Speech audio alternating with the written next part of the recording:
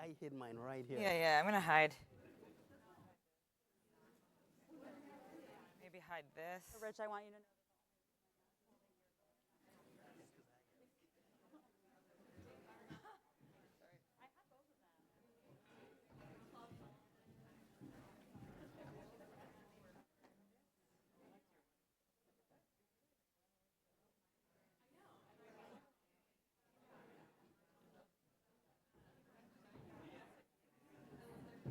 Ready?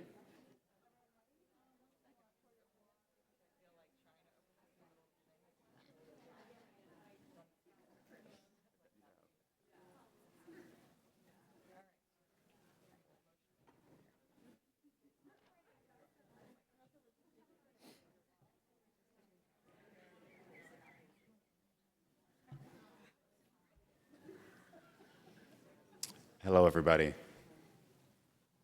Welcome to the 2025 Annual Conference and Book Fair in Los Angeles, California.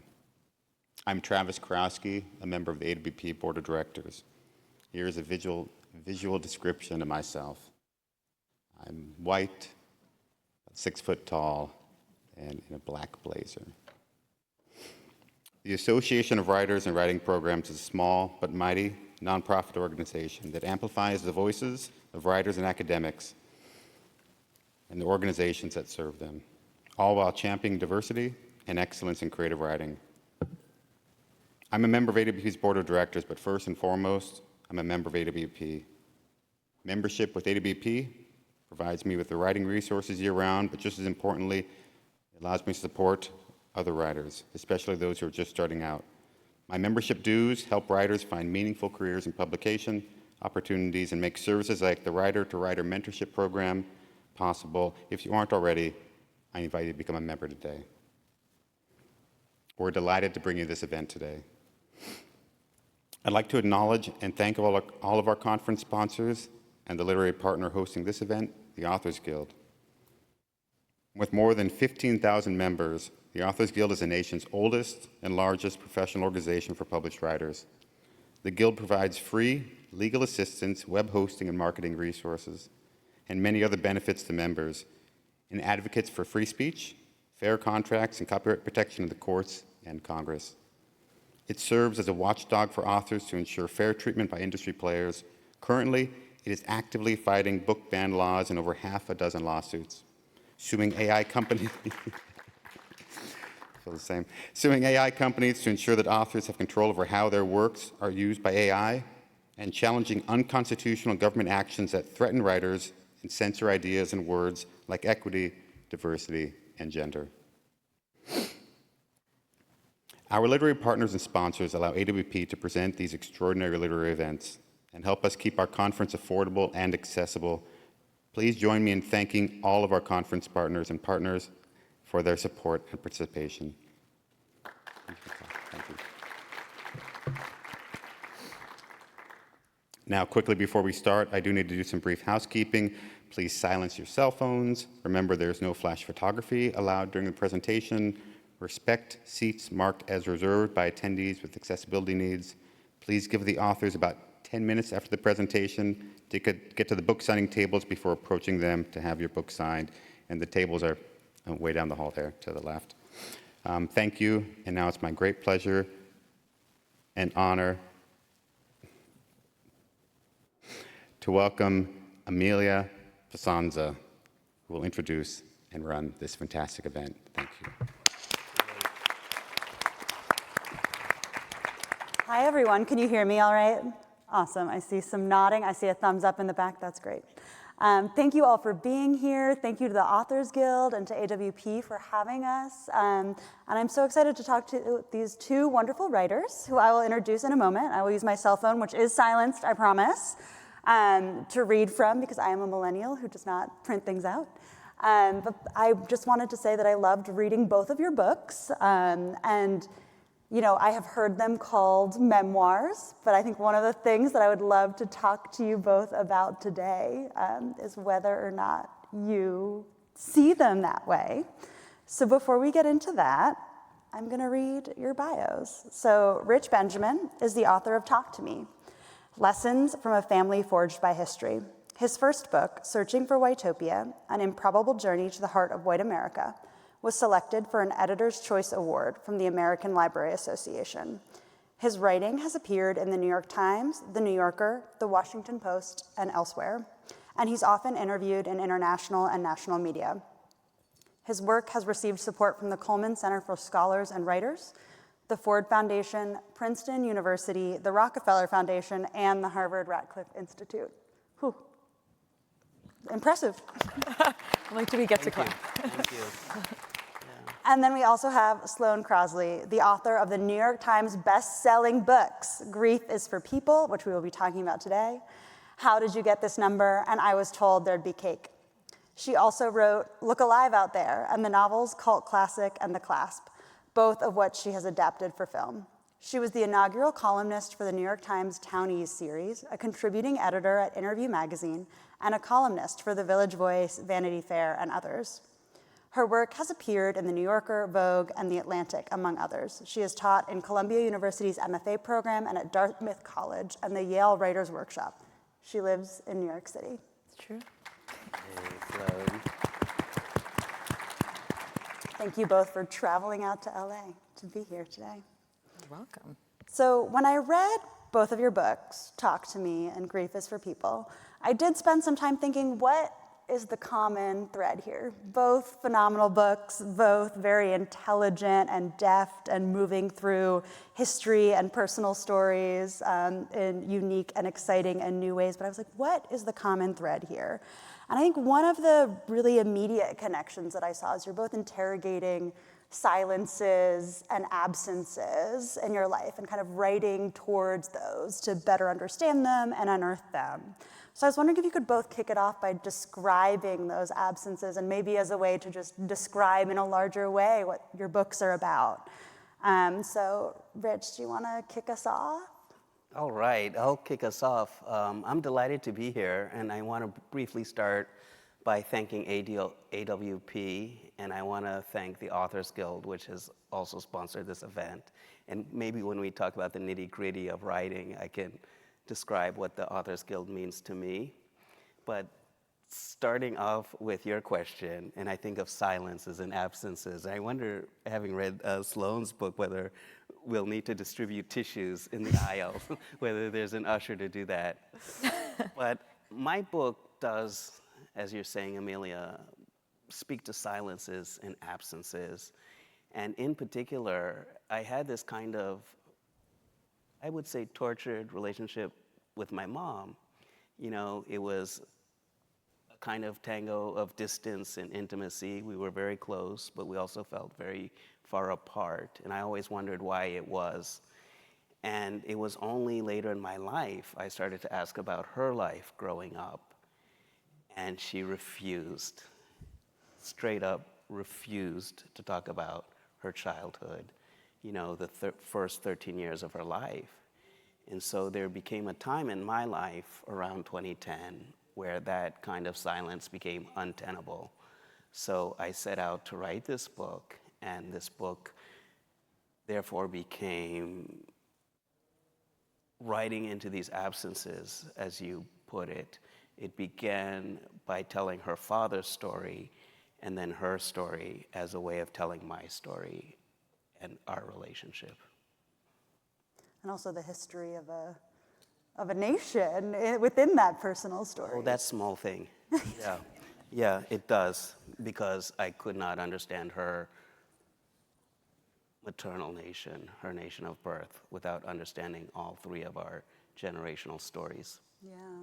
What about you? It's interesting hearing you talk, and also I too would like to thank the Authors Guild. It's wonderful for bringing us here, and especially here with you two and Rich, who I know and am a fan of. It's interesting just because if I were to contrast them almost for sport, because we're on stage together, mine are the two absences in my book, or the absences, the way they work, have these really sharp delineations. You know, there's less lifelong mysteries and lifelong gaps. Because what happens in my book is that in June of 2019, I left the house for 1 hour to get a hand x-ray, which is the beginning of the world's most boring story. And then it turns out I had a sprain. No. But I came home and someone had broken into my home and stolen all of my jewelry. I don't know if you can tell by just looking, but I'm not exactly bait. I don't have a tiara and like a huge ring. And so this was a huge mystery. Someone had crawled in through my bedroom window, left their muddy boot prints on the bed. And so the first absence of the book, or the first sort of space, is this mystery that really propels the book. It's a sort of suspenseful grief book. And then exactly 1 month later, the person I had been complaining to the most about this was my former boss when I worked in book publishing, and my dear friend. And I had dinner with him, and about the jewelry, he said, well, if it makes you feel any better, you can't take it with you when you go. It's the last thing he ever said to me. And then he died by suicide 3 nights later, and the book became about a much larger absence.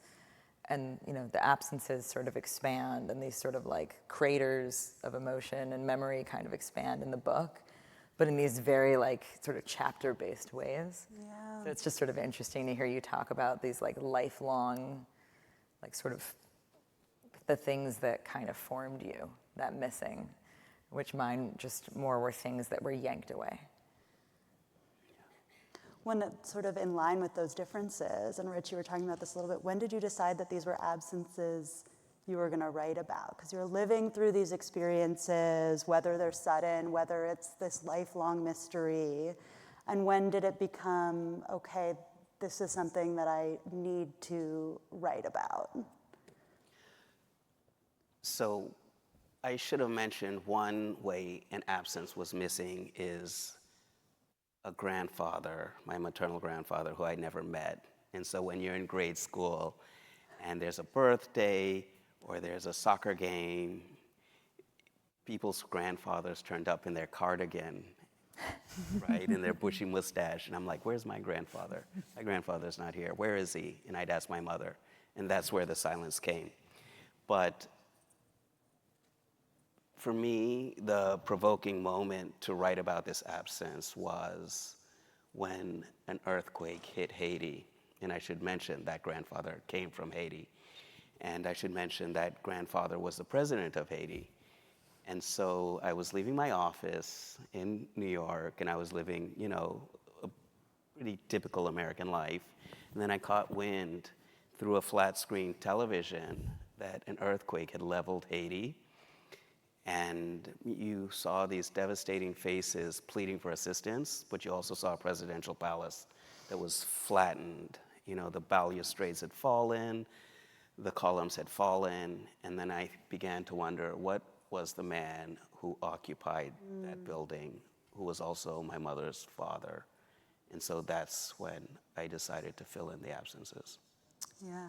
So there was that, even though these were lifelong mysteries, Yeah. the impetus to sort of be a detective of your own life was very sudden. Exactly. And in fairness to my mother, she didn't talk, but I didn't ask. Yeah. I mean, up until that point, I wasn't terribly You felt curious. you couldn't, yes. Yeah. We should have distributed those tissues, I'm realizing now. Yeah. Or at least I should have brought some up here for myself. Well, it's interesting because I think no matter what the story is and what kind of writing you do, I mean, we're here to talk about memoir and life stories, which obviously build for years.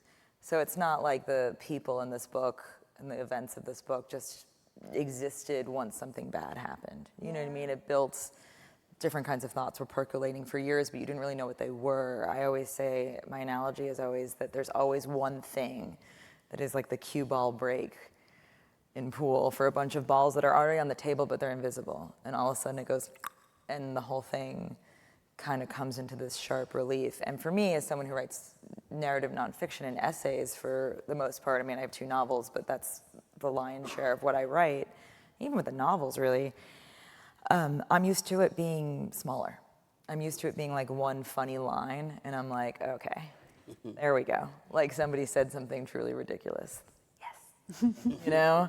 And there wasn't really that with this. A lot of it was chronological. I mean, I suppose I started taking notes on the burglary when there were a bunch of cops in my home taking my fingerprints. And these were the people that were going to sort of be charged with my case and potentially finding the jewelry, which they did not, or who did it. And one of them had a pen. He was taking notes, and he just pointed with his pen. He's like, "Hey, your laptop's still here." I'm like, "Yeah." "Oh, no." "Yeah, I know." Like, do you know what I mean? I'm like, "Your powers of observation are stunning, sir." So, and then, but obviously the real decision to write about this is also the action. They are one and the same, or is also the tragedy, which is Russell. Yeah. So this is a book where the frame, I'm trying to think of a jewelry, you know, the prongs, is this sort of mystery of the burglary and going crazy and grief and magical thinking, and my desperation to get this jewelry back, to feel like I just want to fling myself into sort of the gears of loss and make them stop. Yeah. After Russell dies. But the real reason the book exists is because of his death. So they're sort of one and the same. Speaking of Russell, you both have been sort of talking about these absences and these like figures in your life, and hopefully this isn't a surprise to you, but I was hoping you could each read a little bit about these people. And I don't know, Sloane, since you were just talking about Russell, do you want to kick us off and read a little excerpt from the memoir about Russell? I will. Part of me feels like I was just talking, so you should talk, and part of me feels like, oh, you shouldn't get the question first every time because it's the harder job. I'm like, great, he'll answer while I get to sit here and sort of percolate. How wonderful. All right, I'll just read very briefly a bit. And this is about, we worked for Vintage Books, which I think this is the right crowd to probably know what that is. But it's the paperback. I wonder, if some people in this room maybe have worked there, maybe or worked there. worked. Yeah, I was about to say, which it's the paperback arm of Knopf. And we worked in the publicity department. And this is just a brief page, really, about describing our relationship. Find one of us, pull the string, you'd find the other. Ours was the kind of partnership that felt transferable. Give us a designer's discount and we will decorate your house. Give us some forceps and we will deliver your baby. Give us adjoining desks and we will crack your case. We move fluidly among the roles of parent, child, sibling, and subordinate, swapping positions as they do in experimental theater. The first time I published a piece of my own writing, an essay in the Village Voice, I thought I might have to avoid mentioning it at work, or at least put its existence down as a fluke. The essay must have tripped and fallen into an editor's inbox. Media was far more siloed then, and one's side ambitions did not make one more employable. Russell papered the hallway with copies of the essay. He slid a few underneath occupied bathroom stalls. This is someone who played tricks with equal enthusiasm. A puckish breeze blowing through some pretty self-serious trees. He served as office mascot. He'd rearrange objects on people's desks to see if they noticed, or leave joke presents in our mailboxes. He'd cut out advertisements for medical creams and vacation packages to Siberia and tape them to our monitors. He set up a fake email from my cat, from which I'd receive missives like, "Mommy, how come you didn't come home last night?" Or, "Mommy, how come you're wearing the same outfit 2 days in a row?" One afternoon, after we'd had lunch with an author I admired, I came back to my desk to find an email from Russell. "See below, let's discuss." Horrible lines. I scrolled down. "Dear Russell, what a pleasure it was to meet with you and Sloane today. Please don't say anything, but she seems a bit young to be handling my publicity campaign. Is there any way you can oversee her more closely?" I felt a hollowness expand in my chest as I tried to take in the lines. Russell appeared in my doorframe. "How should I respond?" he asked, unable to control his snickering. I took a closer look at the email address, which was too obvious to be real. It was for Joan Didion. There was also a typo in the timestamp. I looked up at him. "You're an asshole." It dawned on both of us that I could forward the email to Human Resources. Russell dove for the delete key, And I tried to block him, but he won, knocking over a full bottle of soda in the process. As we caught our breath watching the soda drip over the cliff of my desk and onto a power strip, we realized the sent version of the email was still on his computer. He darted down the hall, and I ran after him, lunging and grabbing his ankle, and we both went flying onto the unforgiving office carpeting. Children, our boss greeted us as he passed, stepping over our prostrate bodies. Oh my God. Thank you. First, we needed the tissues, and then we were all cracking up. It's all, well, I mean, you miss these people, and now we'll hear from Rich, but you miss people because they're specific. So take it away. Yeah.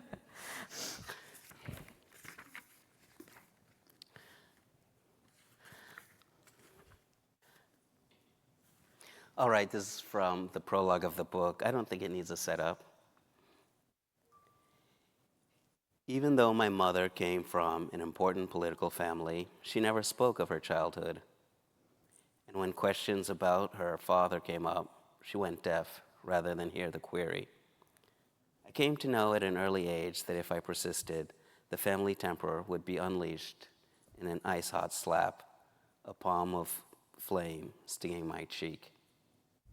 Your grandfather was obsessed with politics, to the point of mental derangement. My tante Gigine, my mother's aunt, once told me when I was a boy, shaking her head, it was his malady. This small rant was a notable exception to my family's studied silence. As I was growing up, my family revealed virtually nothing about this history or their feelings. Only generic snippets of my grandfather surfaced, a vague nod to his legend here, a salute to his good looks there.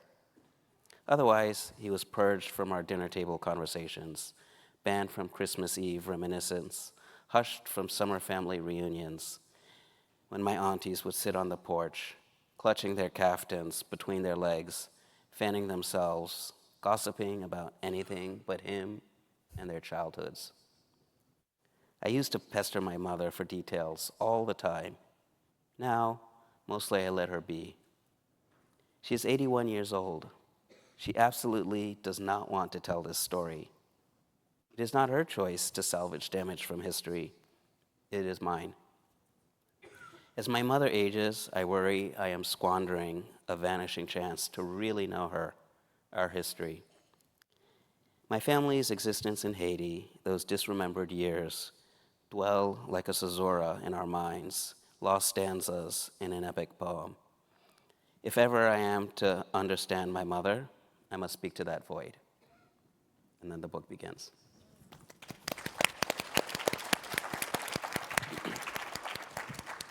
One, Sloane, I love what you just said before Rich read, that like people are so specific.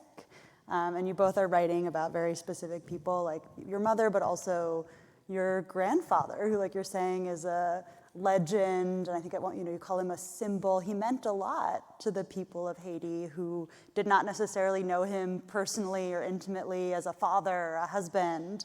And I'm very curious, sort of, because stories are specific, but they also have such universal themes that draw us in as readers.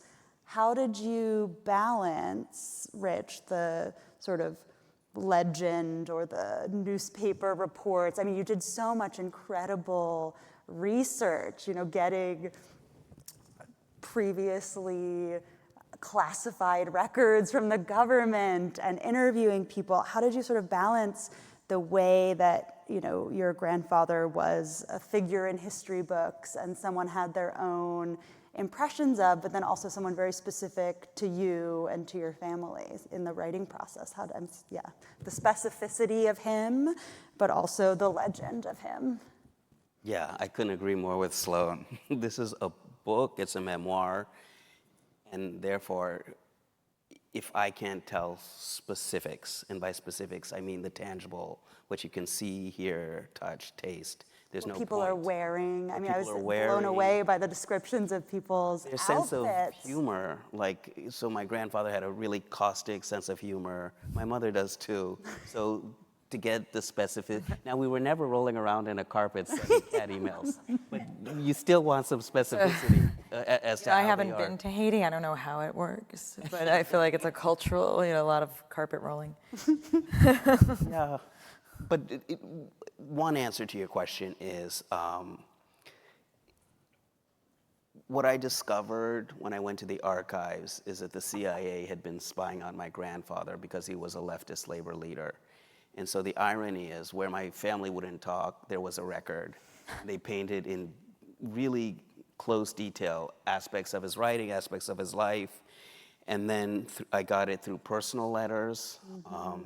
I got it through my own diaries. And so there are many ways to get at this specificity of human beings. And of course, to my mother's detriment, I keep a diary. So my diary is also entered into the evidence.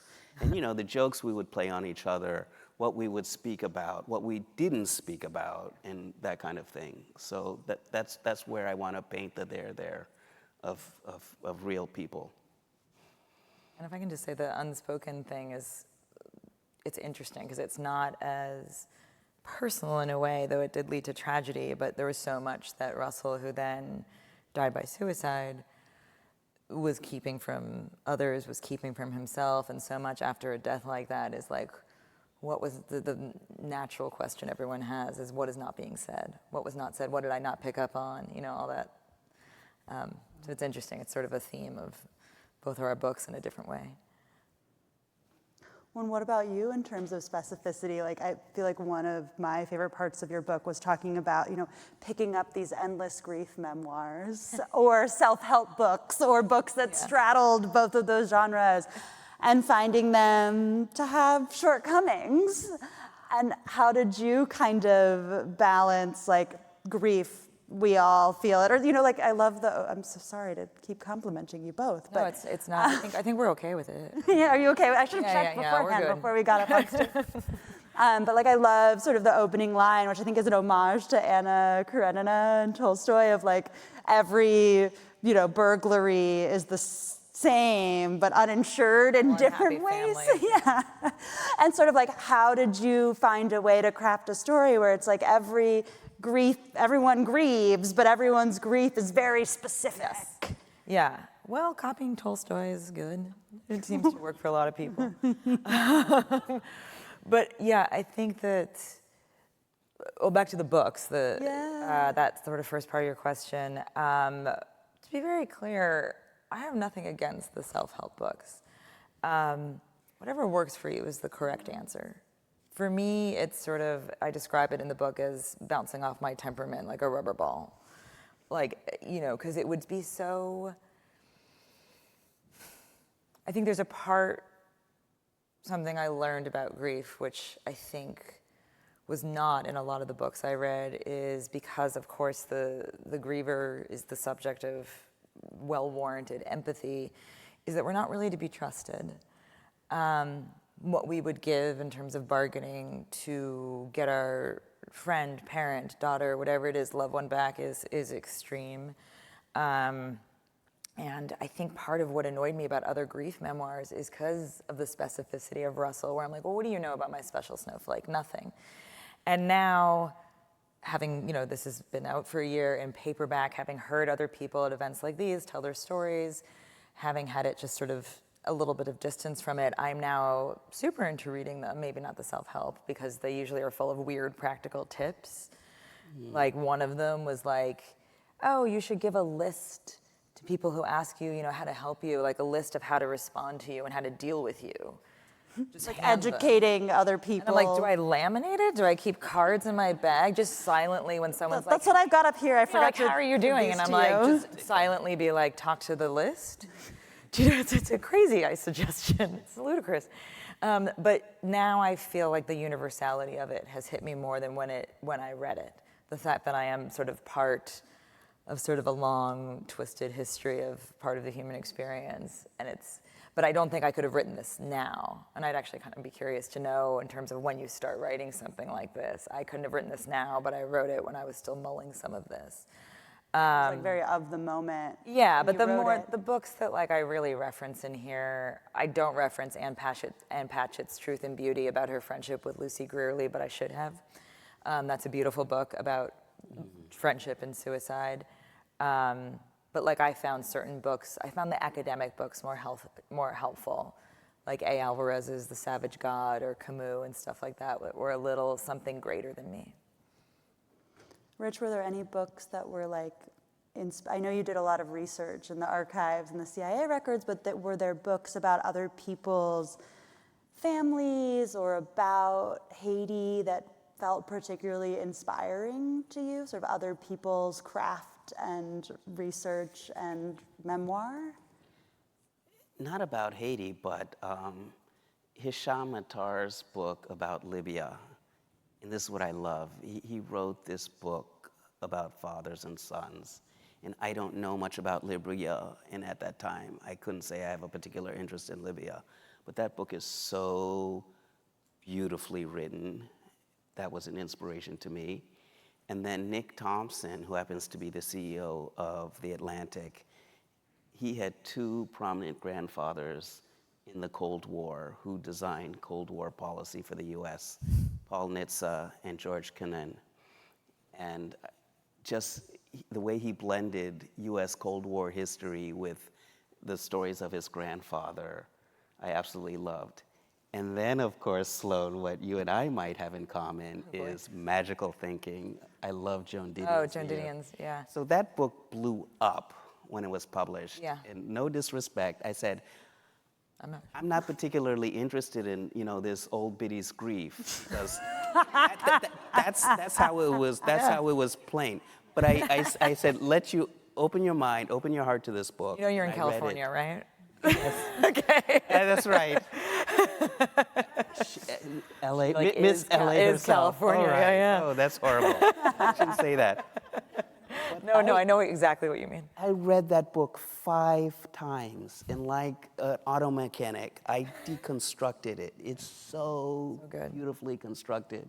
But also on the fearless content. in its specificity. Fearless In right? its like, I mean, knowing that these name drops, which is sort of like a little like she led this rarefied life, could potentially knock a reader right out. Right. She doesn't care. We know what her and John Donne are eating in Malibu Ridiculous. before they pick up Quintana. Yeah. Do you know what I mean? Mm-hmm. So those are these are diverse inspirations. This family memoir that takes place in Libya, that's beautiful, all the way to Didion's magical thinking. Beautiful. Selfishly, I just want to hear the two of you talk like a little bit more about Joan Didion and this shared. I'll tell you what, she ate a lot. So that's an unfair thing that people think. She ate. You know what I mean? Everyone's like, oh my God, she's gonna break. I'm like, I've watched that woman house an entire sea bass. It's true. But that's probably not what you were asking.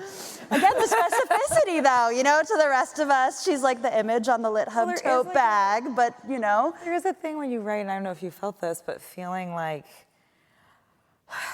and I think this is part of maybe a healthy aging as a writer, is being more conscious of what else is out there. Whose footsteps are you following in or trying to, and failing, but trying to. And I feel like that book was sort of separate from me for a long time. And only when I was done with this did I go back and revisit it, because I thought I wouldn't even be able to write a word because I'd be so intimidated. And I was, but manuscript already handed in. Whoops.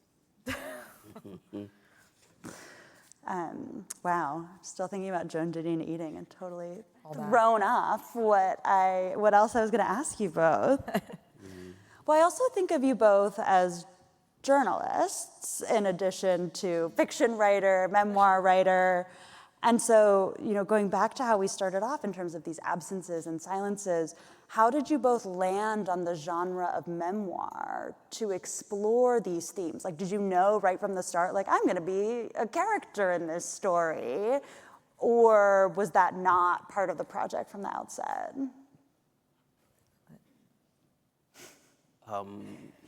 So for me, there were several options. It was not going to be a novel. I didn't want to novelize it because in this particular case, I wanted it to be nonfiction. And speaking of other absences, for me, there's a way in which Haiti has an absence, or at least a caricature, in the Western consciousness. And so I felt that my grandfather's absence alliterates Haiti's absence in our minds in a meaningful and proper way. So I wanted to write into that absence, and for me to do so, that has to be nonfiction, it can't be a novel. And I chose to write a memoir as opposed to a history because I wanted people to be able to relate to it, because even if no one's ever been to Haiti, I want them to relate to the aspects of what happens when you have secretive parents who don't talk, what happens when you don't know your family's history. And in a family, when there's one secret, it's never just alone. Secrets multiply, they compound one another, and then they interdevelop. And so I want people to relate to that. And so for me, memoir was the best genre to do that. Yeah.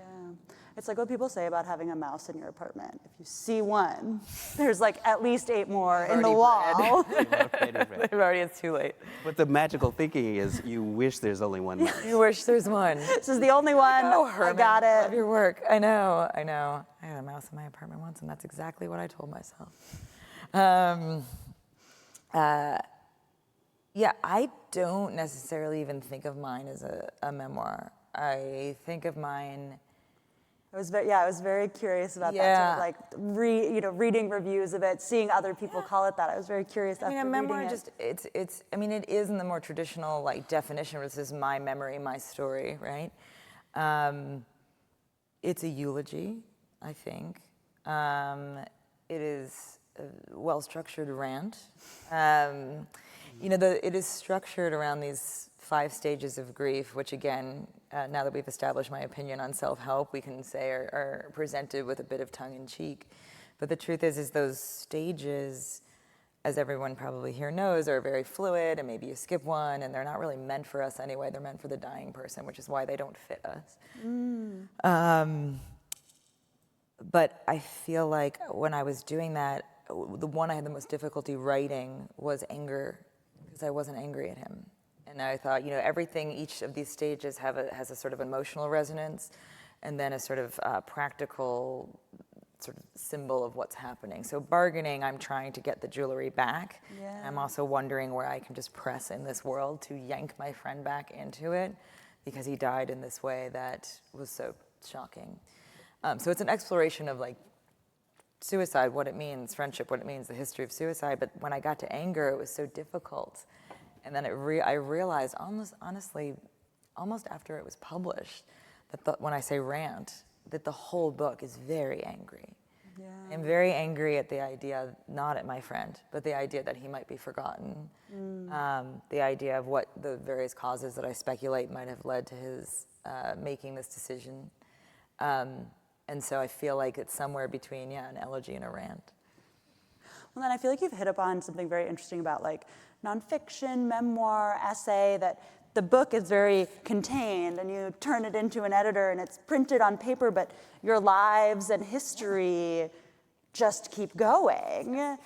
And you've talked a little bit about how your, own feelings about grief have changed since, in the year that this has come out. But I'd be curious to hear from both of you, like if there was a piece that you could go back and add, like a coda, something that has happened since this became a physical object.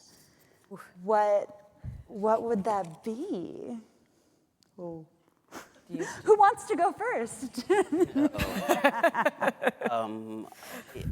I actually have an answer. Oh, good. Perfect. I don't know if it's satisfying. So one thing I should mention about the book is my grandfather was a labor leader. He fought so people could have better wages. He fought for political freedom, and then the U.S. expelled him in a CIA-backed coup.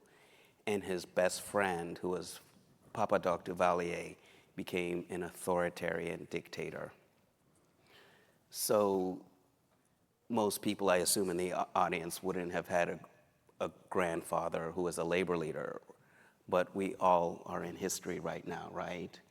And so what I hope people identify with in terms of that is that we don't sleepwalk through history, that we are not passive agents in history, that we're like active agents in history, and that history is happening. And the subtitle of the book is called Lessons from a Family Forged by History. And this idea that history is forging us and that we have the ability to forge history. So the answer to your question is the coda, what's happening in this country now. I finished this book well before what's happening in this country now. And it's this call that people not be frightened into inertia and inaction by the enormity of what's going on now, that people pay attention. And on a more granular, practical level, for the writers and readers in the room, this is what the Authors Guild means to me, in the sense that we don't have to go it alone. There's a sense of community. There's a sense that there are very brilliant and capable people working on our behalf as writers, as creators, that are countering this moment in terms of an assault on free speech, in terms of technology, technological developments, in terms of AI, in terms of big corporations kind of really threatening our economic livelihoods in many ways. And so this coda is haunting the book, about how the book is existing in the present moment, but it's not there. And maybe it's for the better, that people could read it as a lovely mother-son memoir, if then they don't want to read more news. But that is the coda. Yeah, and I love that you're here to just be the coda and to tell us about it. It's very like beautiful and powerful sentiment. Yeah, but we're in this together. Yeah. Yeah. I just want to, it was very good. It's true. I mean, it's a good. Thank you. Mine, je regrette rien. There's nothing in it that I would take out or add. Yeah. But that's not because I think my book is so wonderful. It's because the nature of it is it's this hopefully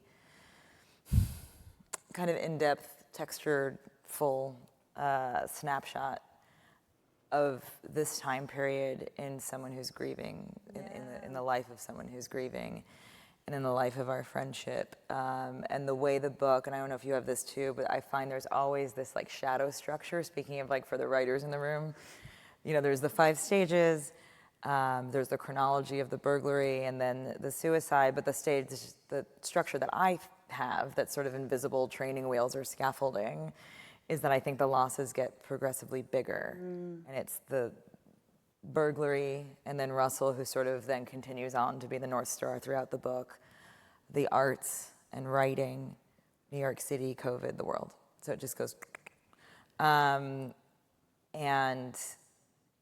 that sort of structure and that feeling of it, of what I was associating with his death is really specific to like a 1-year time period, basically.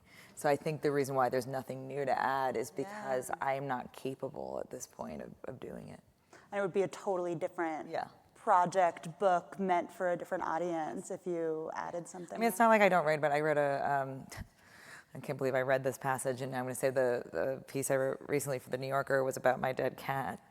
So Was it that specific cat? yes, I'm on the beat. I'm on the grief beat. Yeah. That's the coda. Yeah, the coda is about the cat. Oh my God. Yeah. Get out those tissues again. Yeah. Well, I love that you also both brought up the writers in the room. So I'm going to ask you a couple quick questions specifically for people who are like, how do I also do this? So the most basic one is like, how long from the seed of the idea to holding this book in your hands did it take to create these books? I mean, okay. I was like, I think it's, I mean, because I bet your answer, again, you have a lifetime and a childhood that you're, you know, it's not like there's no mention of my childhood in here. It's not like a Born Yesterday book, but it's you have a lot percolating for an extremely long time. For me, I even mention in the book, there's this urgency, there's this present tense, or this grappling with how I'm writing. Yeah. You know, yeah, like I remember in the beginning, it's sort of like you're even talking about looking back at what you had written and adding things now and almost identifying in the text when specific parts came to be and like how close to those two events the writing happened. Absolutely. And I think, but part of the reason it's like that, and I think if you're going to pull off a trick like that, or why I think I did, because the self-consciousness of like, I had the funniest dream last night, I'm writing about writing, this is the room I'm writing from, all that stuff can sort of distance a reader. It doesn't really help. The reason it's there is because it's presented as it was, which was the way I could process the grief. It's not just there because I'm struggling writing. It's presented as a way of saying, as I say in the book, that the past and thinking of the past and thinking of him and what's lost is quicksand. And the future is just anxiety-inducing and unknowable when every minute is sort of on fire, when you have found out about a death. And then the future, in the present, you just sort of get to float. Nothing has been missing because nothing is in the past, and nothing, there's nothing that's hypothetical. Everything is just here. And so the reason why it's written like that is because it's about grief. It's not just a sort of technique or, a trick. But yeah, to answer your question, from when Russell died, I was already taking notes on the burglary, so I already had that already in motion, but I thought it might be an essay. And then I started writing probably too soon. I started writing about a month or so after he died, and then handed it in, it took me a year and a half. So very quick. Yeah, which process. is unusual for me. I'm very slow. There's a Fran True. Lebowitz quote where she says, I write so slowly I could write my own blood and not die. I'm normally of that camp, but this one came out quickly. So it was just happening differently. Okay. I wish I had seen your face when she said that, but you were looking that way. He's just like, oh no.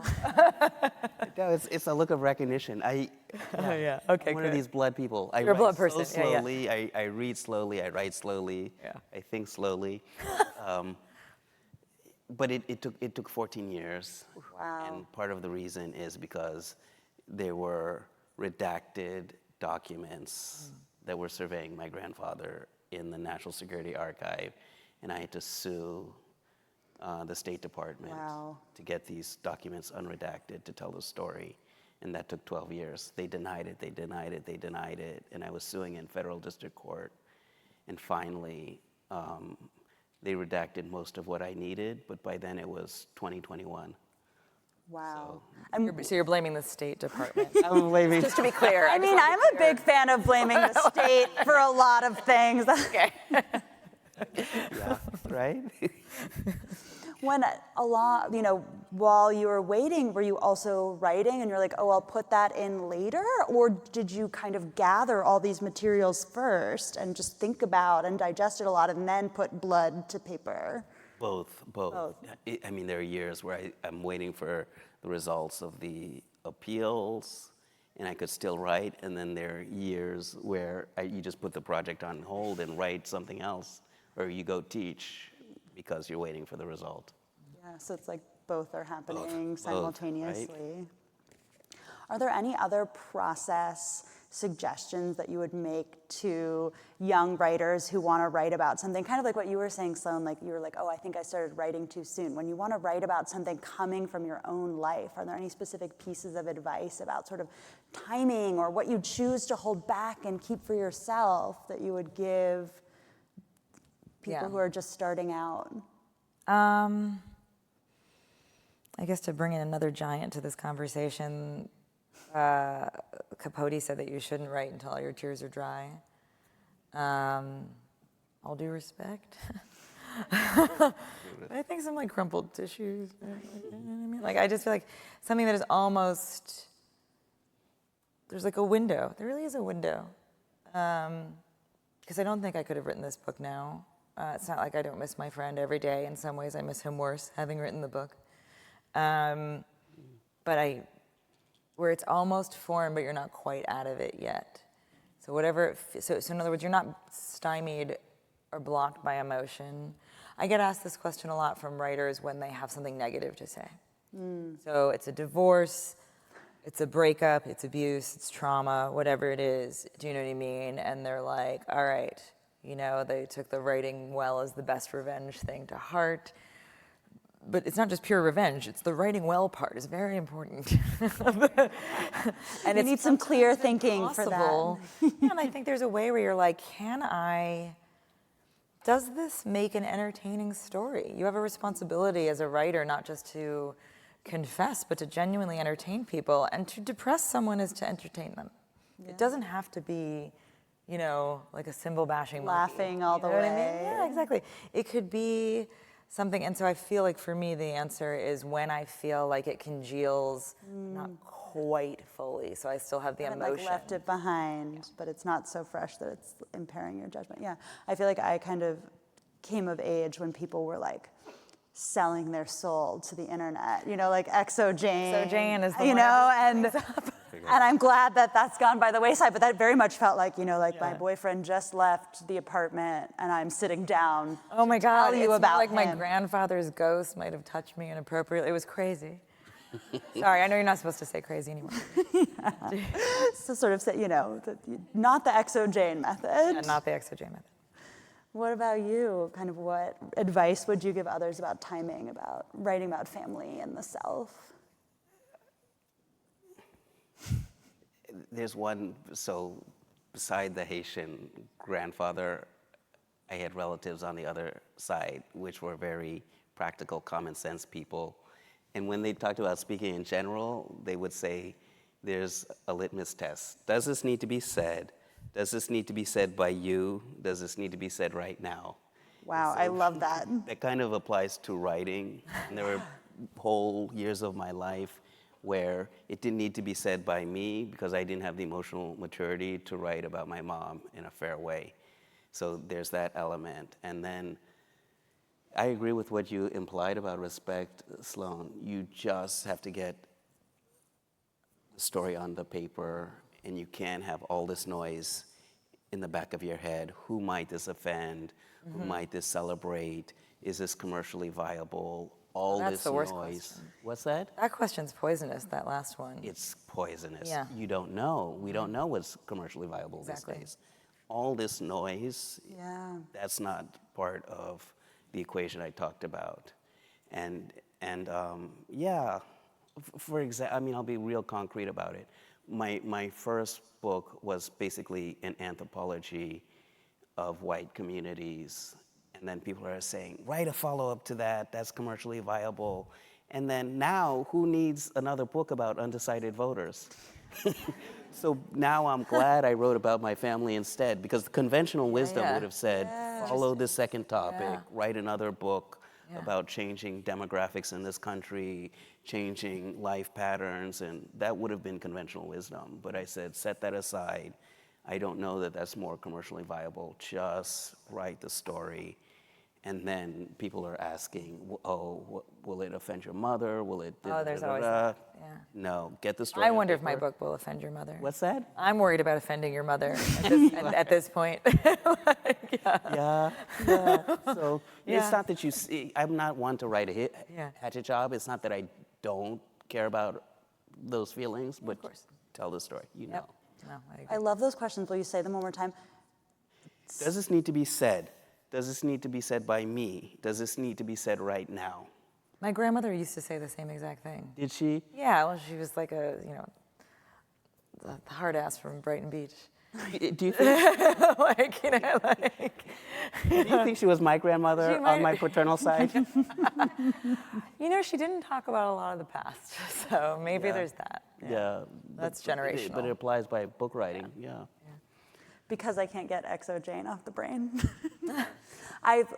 Melissa Phoebos, another memoirist, talks a lot about kind of how the genre can get a bad reputation, and that there's sort of this false assumption that anyone who's written a memoir has told their sort of Exo Jane story, everything right there when it's raw, and that they've got no secrets left. And she's sort of written a lot pushing against that idea and sort of saying that she feels like she's actually a secretive person in her real life, and it's sort of like all locked inside until she's ready to talk about it. So I'm curious what you two think about that, and if you spent any time thinking about like, okay, what goes on the page and what, is for me forever and no one else gets to know? It's a little less emotional than that. My reason is more just being protective over very real people. Yeah. And there are things that are left out of the book that other people who are very much, it's not just about respect for the dead, although in sort of a Joycean way it is, but there are other people alive who might not know them, and they're not going to find out through me. So that's that. So protecting the dead Yeah, as well it's a as little the bit, living. It's not that like I don't feel. Yeah, no, I don't think that there's much, but I don't share stuff until it's ready either. But I think most writers are like that. I mean, these things are forever. You know, even if one person buys them, they're just forever. So you have to be careful. What about you? Yeah, I mean, so there's also the legal vetting process, and you Oh, don't want man. to put yourself I didn't even think about that. in jeopardy about saying something about someone that's libelous and just wrong. So there's a legal dimension to that, and then there's an ethical dimension to that. You know, what's legal may not always be ethical, and vice versa. But also, there's the editing process. Like, this doesn't belong in here, as interesting as it is, because it's not part of the story I'm trying to tell. Yes. So- yeah. I had difficulty with that sometimes because Yeah. it was so much about the history of our friendship in New York and his love of books, his love of literature. Like, that's a lot of what this book is about, is like a pure passion for books. And all these stories about the books that we worked on and different authors, I could have written a parallel book. And I had difficulty being like, you know, asking yourself, basically, apparently, like both our grandmothers. Yeah, there's like a secret fourth question in there. Yeah. Like, is Like, why- okay, why- you've what decided yes to the other questions. You have to be hard on yourself a little bit, you know? Otherwise, you'll get, that's how in fiction, if we were talking about fiction, if you're not hard on yourself, you get like a 12-page description of an oak tree. Is that something that you've actually done? So good. No, it's just an example, but like it's just like so it feels good describing it. You know how to do it, so you do it until you kill it. Yeah. Not the tree, the audience. You've got to keep people engaged Yeah, and turning the exactly. pages. And so sometimes with facts, it's the same way, and with like sharing, it's the same way. You're like, there's a time and a place for that, and I don't know if it's here. Did you have anything more you wanted to say? No, or- absolutely. Oh, sorry, yeah. No. But it is funny that we both have practical answers. Yeah, you like, both- we just I feel like I've heard other people have very sort of emotional Right, answers, yeah. but I love hearing that you're both very practical people. The last thing I want to ask, and then I'm going to give you both the opportunity to say if there's like things that you wish that I had asked or that you want to ask each other. So you just want to keep that percolating in the back of your minds. The last thing I want to ask is that, to me, both of your books were really about a sense of inheritance as well, whether like, you know, incredibly literal like objects or history or even just memories, sort of being the keeper of, you know, memories about someone that you're afraid people will forget. And, you know, if someone goes and buys your book after this panel, and when they buy multiple copies, after this panel, sort of, is there one sort of thing that you're hoping to pass along in this inheritance kind of way? Or seven, one or seven. One or seven? I mean, okay, okay.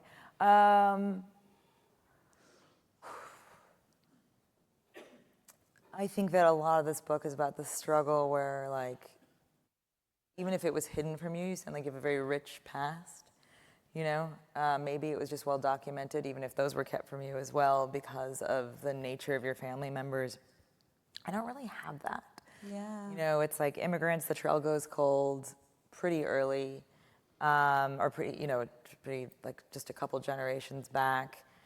You know, I have a nuclear family. We're not, super tight. And Russell was, they say chosen family, but in a way also default family, Like, and so I feel like, I don't know if it's a lesson from the book in terms of writing the book, and a writing tip, but just as a human being tip is to like occasionally survey your lands and figure out, it's really hard to game grief in advance and to game what's missing in advance, but like, he made me who I am almost as much as a parent would. And I don't think I knew that when he was alive. I want to applaud that. That's beautiful. Yeah, that is beautiful. For me, the book is about inheritance and disinheritance. And the inheritance part is a kind of gratitude toward my mother for all that she did and left for me. And it's very specific in the book, our sense of humor, how we think, how we speak. It's called Talk to Me because there were things that we talked about in contrast to the things we didn't talk about. So that's the inheritance, is her love of talk, and my grandfather's love of talk. And the disinheritance part for me is the silence. Yeah. And I would have thought it were a cheesy Freudian cliche, but now I do believe it, that first primary relationship we have to our mother and father sets the tone for the rest of our relationships in our life. And I didn't understand throughout my 20s that there's a lot of crazy dating in bad sex episodes that I have, of me vanishing on partners vanishing on me. And the inheritance of that is that because I didn't repair or get that first primary relationship right to my mom, then I would not have a satisfying relationship for the rest of my life. And so that is part of the idea of disinheritance. Yeah. Is disinheriting kind of the sticky, messy stuff of that lineage between myself, my mother, and my grandfather. Actually, I know I said that was my last question, but I lied because what both of you said made me think of as writers, everyone hopes for readers, and like you were saying, even if there's just one person, it's forever. With these projects, since they are so personal and there is a certain amount of thinking about these relationships that formed you, was there a piece of it that was purely personal and I'm doing this for my own healing, or were you always doing it with an audience in mind? For me,